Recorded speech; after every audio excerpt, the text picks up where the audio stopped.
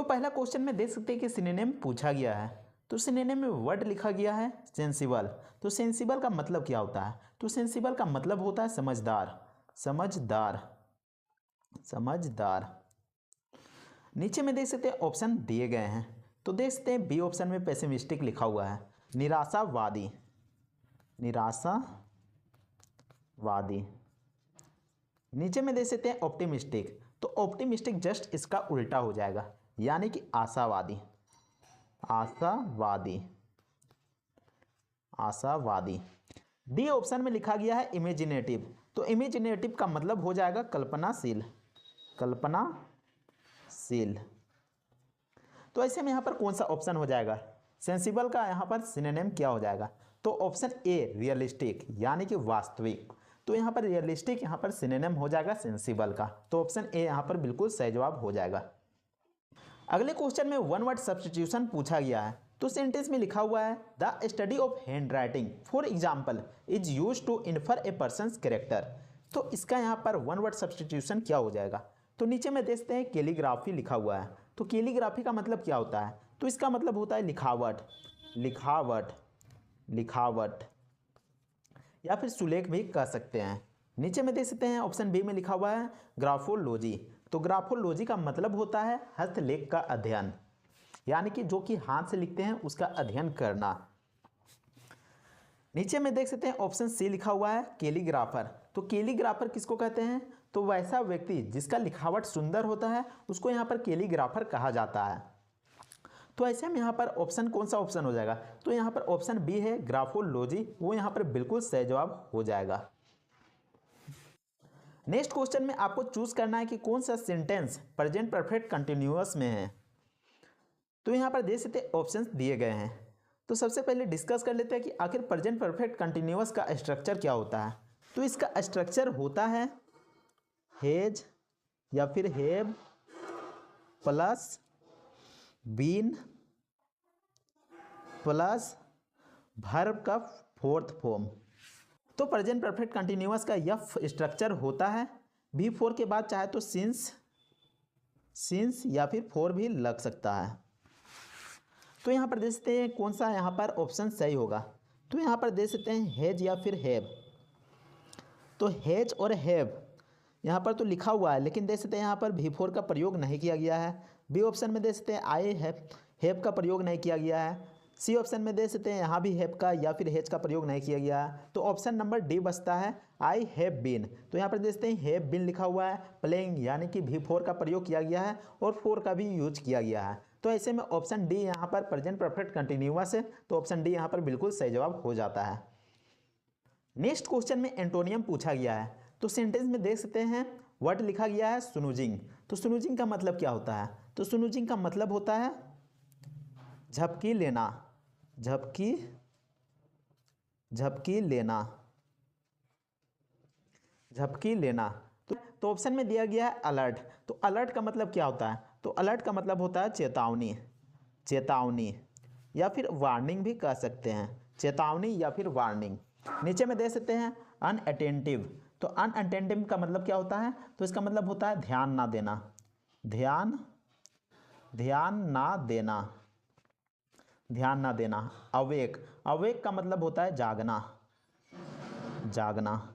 नीचे में लिखा हुआ है परसेप्टिव, तो परसेप्टिव का मतलब होता है अनुभवी, अनुभवी।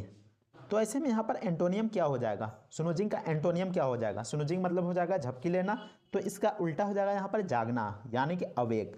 तो ऑप्शन नंबर सी यहाँ पर बिल्कुल सही जवाब हो जाएगा। नेक्स्ट क्वेश्चन में आपको स्पेलिंग एरर फाइंड करना है। देख सकते हैं यहाँ पर सेंटेंस में वर्ड लिखा गया आर्किटेक्चर, तो आर्किटेक्चर में यहाँ पर स्पेलिंग क्या मिस्टेक है? तो आपको बता दूं कि आर्किटेक्चर का स्पेलिंग क्या होता है। तो आर्किटेक्चर का स्पेलिंग होता है ARCHITECTURE। तो यहाँ पर देख सकते हैं ऑप्शन सी यहाँ पर आर्किटेक्चर बिल्कुल सही जवाब लिखा हुआ है, बाकी ऑप्शन यहाँ पर गलत दिए गए हैं। तो आर्किटेक्चर का मतलब क्या होता है? तो इसका मतलब होता है वास्तुकला, वास्तुकला,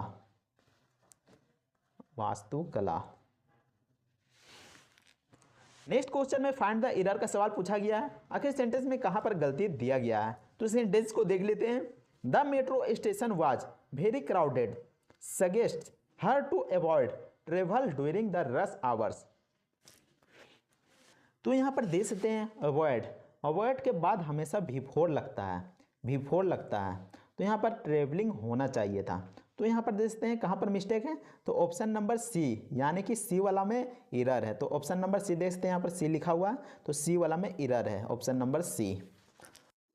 नेक्स्ट क्वेश्चन में आइडियम पूछा गया है, तो आइडियम में लिखा हुआ है अंडर ए क्लाउड। तो अंडर ए क्लाउड का मतलब क्या होता है, तो इसका मतलब होता है कलंकित, कलंकित होकर, कलंकित होकर। तो ऐसे में यहाँ पर क्या हो जाएगा, तो यहाँ पर दे सकते हैं अंडर सस्पिशियन, यानी कि संदेह के घेरे में। तो अंडर सस्पिशियन इसका आइडियम हो जाएगा। तो ऑप्शन नंबर डी यहाँ बिल्कुल सही जवाब हो जाएगा। नेक्स्ट क्वेश्चन में वन वर्ड सब्स्टिट्यूशन पूछा गया है। तो सेंटेंस में लिखा हुआ एनिमल्स लिविंग ऑन और नियर वाटर। तो यहाँ पर क्या हो जाएगा, तो देख सकते हैं यहाँ पर कार्निवोरस। तो कार्निवोरस का मतलब क्या हो गया, तो इसका मतलब हो गया मांस भक्षी, मांस भक्षी, यानी कि जो मांस खाता है उसको मांस भक्षी कहा जाता है। नीचे में देख सकते हैं हार्बीवोरस लिखा गया है। तो हार्बीवोरस का मतलब होता है जो कि प्लांट को खाता है, यानी कि शाकाहारी, शाकाहारी।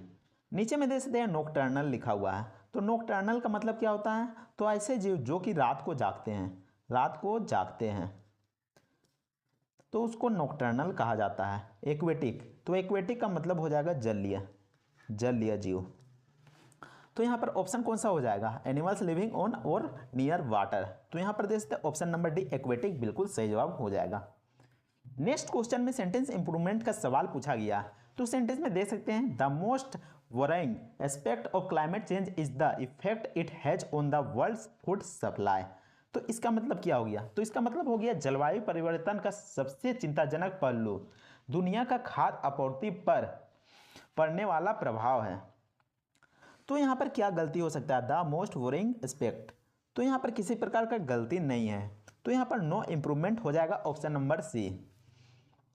अगले क्वेश्चन में फिर से सेंटेंस इंप्रूवमेंट का सवाल आया है। तो सेंटेंस में देख सकते हैं I am born in the United State yet I consider myself Indian. तो यहाँ पर क्या गलती है, तो यहाँ पर देख सकते हैं सेंटेंस में यहाँ देख सकते हैं आई एम बोर्न, तो यहाँ पर देख सकते हैं V2 का प्रयोग किया गया है। तो यहाँ पर प्रयोग नहीं किया जाना चाहिए था, तो यहाँ पर क्या होना चाहिए था, तो यहाँ पर देख सकते हैं नो इंप्रूवमेंट, तो यहाँ पर आ नहीं सकता है। यहाँ पर देख सकते हैं 8 भी नहीं आ सकता है। तो 8 क्यों नहीं आ सकता है, क्योंकि यूनाइटेड स्टेट की बात की जा रही है। तो ये यूनाइटेड स्टेट काफ़ी बड़ा यहाँ पर क्षेत्र है। I was born in United State, तो ये भी यहाँ पर नहीं हो सकता है, क्योंकि यहाँ पर देख सकते हैं दा का प्रयोग नहीं किया गया है। तो यहाँ पर दा का प्रयोग कहाँ किया गया है, तो देखते हैं इसमें किया गया है I was born in the United State. दा यहाँ पर लगना जरूरी है, क्योंकि यहाँ पर यूनाइटेड स्टेट काफ़ी यहाँ पर बड़ा एरिया है। तो दा यहाँ पर बिल्कुल लगना चाहिए। आर्टिकल का यहाँ पर मिस्टेक है और यहाँ पर वर्ब का भी मिस्टेक है। यहाँ पर पूरे तरीके से यहाँ पर सेंटेंस गलत दिया गया। तो ऑप्शन ए यहाँ पर बिल्कुल सही जवाब हो जाएगा। नेक्स्ट क्वेश्चन में एंटोनियम पूछा गया है। तो क्वेश्चन में दे सकते हैं रिडंडेंट। तो रिडंडेंट का मतलब क्या होता है, तो इसका मतलब होता है अनावश्यक, अनावश्यक या फिर फालतू भी कह सकते हैं। ऑप्शन में दिया गया इसेंटियल। तो इसेंटियल का मतलब होता है आवश्यक, आवश्यक। तो ऐसे में दे सकते हैं अनावश्यक, यानी कि हमें जिसकी ज़रूरत नहीं है और हमको जिसकी ज़रूरत है उसको इसेंटियल कहा जाता है। तो ऐसे में जो रिडंडेंट का एंटोनियम हो जाएगा वो यहाँ पर ऑप्शन ए हो जाएगा, इसेंटियल।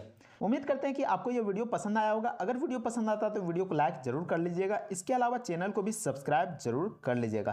तो मिलते हैं नेक्स्ट वीडियो में, तब तक के लिए जय हिंद, वंदे मातरम।